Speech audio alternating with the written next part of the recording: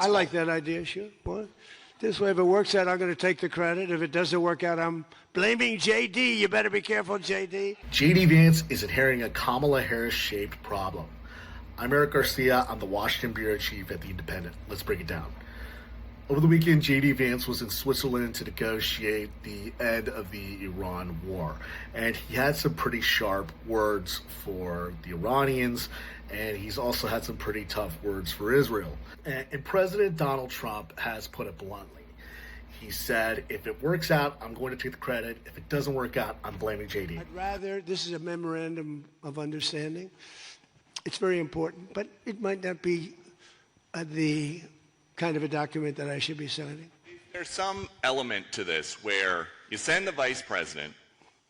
If it works out, great, you look like a genius for sending him. And if it doesn't work out, it's the vice president's I fault. like that idea, sure. Well, this way, if it works out, I'm going to take the credit. If it doesn't work out, I'm blaming JD. You better be careful, JD. A lot of Republicans are not happy about the memorandum of understanding that came out last week between the United States and Iran to bring an end to the war. And let's be real. The Iran war is incredibly unpopular. So all of this reminds me of 2021. Back then, after the COVID-19 pandemic was beginning to subside, immigration surged at the U.S.-Mexico border and became a political crisis for the Biden administration. As a result, President Biden made his vice president, Kamala Harris, the quote-unquote border czar. And it was a label that stuck with her when she became the Democratic nominee for president on a very unpopular topic, immigration. She never really shaked that label.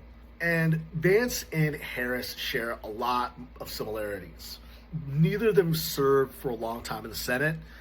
Both of them were picked as choices for their respective running mates' political base, and both of them are seen as heirs to their respective political parties. But Biden giving Harris the portfolio ultimately hurt her, most famously when she was giving an interview with NBC News' Lester Holt, and she laughed when she was asked about whether she had been to the border. And Vance now faces the same problem. He's only 41 years old. He has minimal foreign policy experience.